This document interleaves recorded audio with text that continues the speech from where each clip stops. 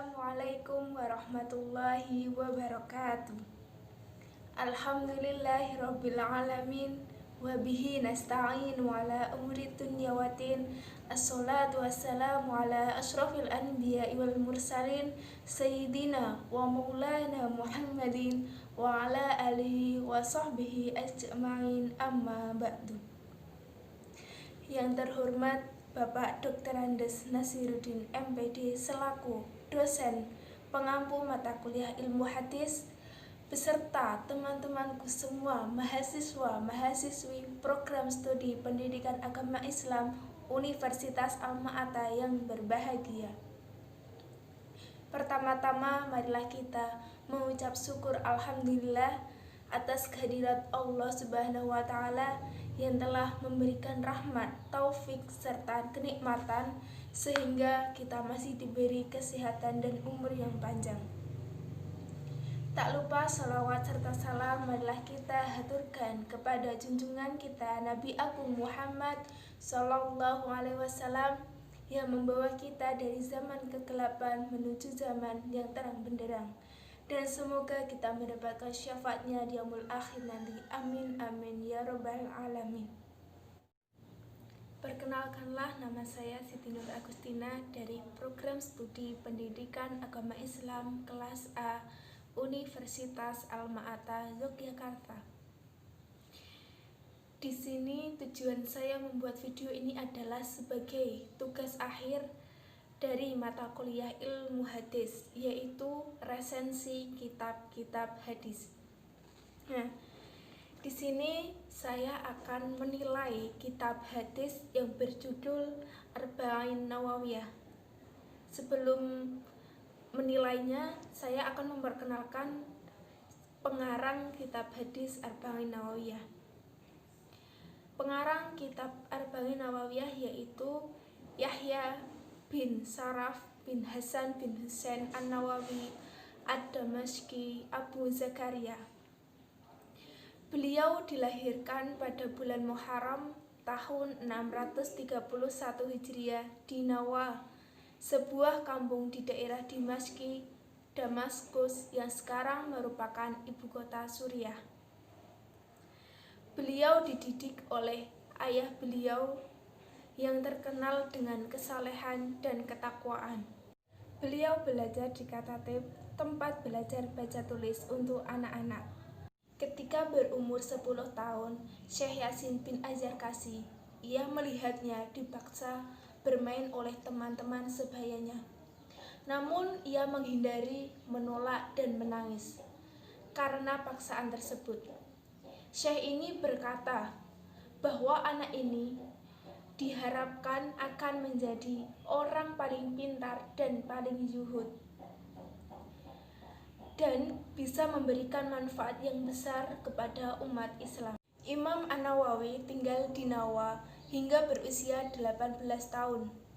Kemudian pada tahun 649 Hijriah, ia memulai rihlah thalabul ilminya ke Dimashqi dengan menghadiri halaqah-halaqah ilmiah yang diadakan oleh para ulama di kota tersebut. Ia tinggal di Madrasah Ar-Rawahiyah. Jadilah thalabul ilmi sebagai kesibukannya yang utama. Beliau memiliki gelar Islam Al-Imam Al-Alamah Muhyiddin yang memiliki arti yang menghidupkan agama. Namun, beliau membenci gelar ini karena ketawaduan beliau. Diriwayatkan bahwa beliau berkata, "Aku tidak akan memaafkan orang yang menggelariku Muhyiddin." Imam An-Nawawi adalah seorang yang zuhud, warok, dan bertakwa. Beliau sederhana, qanaah, dan berwibawa. Karya-karya Imam An-Nawawi yaitu antara lain Kitab Arba'in Nawawiyah, Riyadhus Shalihin, Al-Minhaj, Syarh Sahih Muslim. Saya akan menyampaikan penilaian saya terhadap salah satu karya Imam An-Nawawi yaitu Kitab Arba'in Nawawiyah. Kitab Arba'in Nawawiyah memuat sekumpulan hadis, namun sanadnya tidak disebutkan lengkap dan disandarkan kepada penulis kitab primer seperti Bukhari, Muslim, dan lain-lain. Kitab Arba'in Nawawiyah lebih tipis karena memuat tak sampai 50 hadis. Meskipun bernama Arba'in yang berarti 40, namun kitab ini tak memuat hadis dengan jumlah persis 40, melainkan 42 hadis. Hadis-hadis tersebut berkaitan dengan pilar-pilar dalam agama Islam, baik usul pokok maupun furu cabang, serta hadis-hadis yang berkaitan dengan jihad, yuhud, nasihat, adab, niat-niat yang baik dan semacamnya. Bahasa yang digunakan di dalam kitab ini murni bahasa Arab, jadi tidak ada terjemahan bahasa Indonesia maupun bahasa Inggris.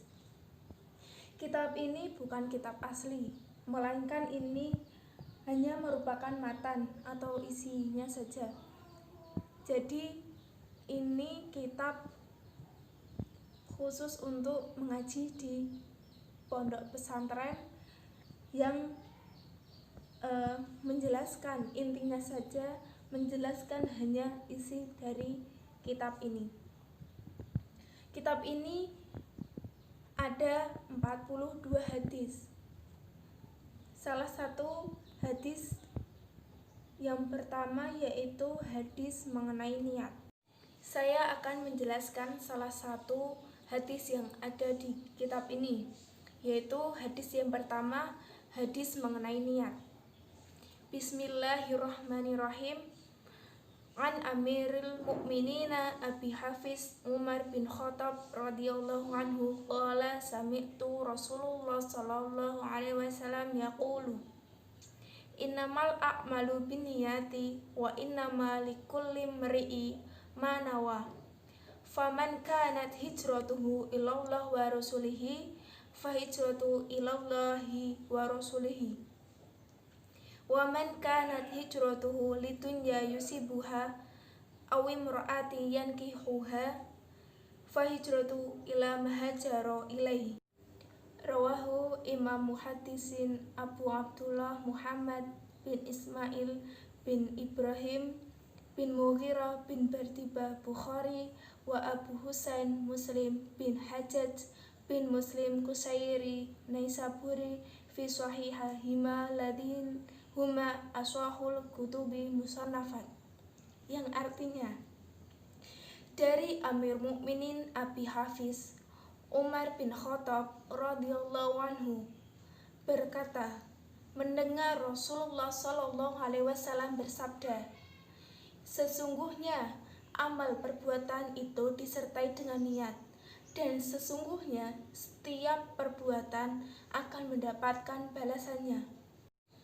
Maka barang siapa hijrah karena Allah dan Rasulnya, maka hijrah itu akan menuju Allah dan Rasulnya. Dan barang siapa hijrah karena dunia yang diinginkannya atau wanita yang dinikahinya, maka hijrahnya itu menuju dirinya sendiri. Rawahu Imam Hadis Abu Abdullah Muhammad bin Ismail bin Ibrahim ibnu Mughirah bin Bardibah Bukhari wa Abu Husain Muslim bin Hajjaj bin Muslim Kusairi Naisaburi di dalam kitab-kitab sahih di antara kitab sahih lainnya. Jadi apabila kita melakukan suatu perbuatan, maka niatkan di dalam hati kita dengan niat yang baik lillahi ta'ala, karena Allah ta'ala. Tidak malah kita melakukan perbuatan karena orang lain, karena ingin dipuji atau dilihat oleh orang lain. Maka dari itu, apabila kita melakukan sesuatu perbuatan, maka kita niatkan untuk Allah Subhanahu wa ta'ala, bukan karena sesuatu yang lain atau karena orang lain. Jika kita niatkan dari diri kita, dari hati kita karena Allah Subhanahu wa ta'ala, maka kita akan mendapatkan balasan yang baik, kita akan mendapatkan pahala. Tetapi jika kita berbuat sesuatu karena ingin dipuji oleh orang lain, maka kita akan memiliki sifat riya atau ingin melihatkan segala perbuatan kita yang baik karena ingin dipuji oleh orang lain, maka kita tidak akan mendapatkan pahala dari Allah Subhanahu wa taala. Sebagai contohnya yaitu ketika saya akan melakukan sholat tetapi niatnya buruk, bukan karena Allah taala, tetapi niat saya hanya ingin dipuji oleh orang lain, maka niat saya ini niat yang buruk, maka tidak akan mendapatkan pahala dari Allah Subhanahu wa taala, melainkan kita akan mendapatkan dosa karena kita sudah memiliki sifat riya. Jadi penilaian saya terhadap kitab ini tidak tahu apa sih kelebihannya, tidak tahu apa sih kekurangannya, karena jujur saya sendiri belum pernah mengaji kitab Arba'in Nawawiyah ini. Untuk itu mohon maaf apabila dalam saya tadi menyampaikan sedikit penjelasan saya banyak kesalahan atau kekurangan, mohon dimaafkan. Dan sekian penilaian dari saya akhiri. Wallahul muwaffiq ila aqwamit thoriq. Wassalamualaikum warahmatullahi wabarakatuh.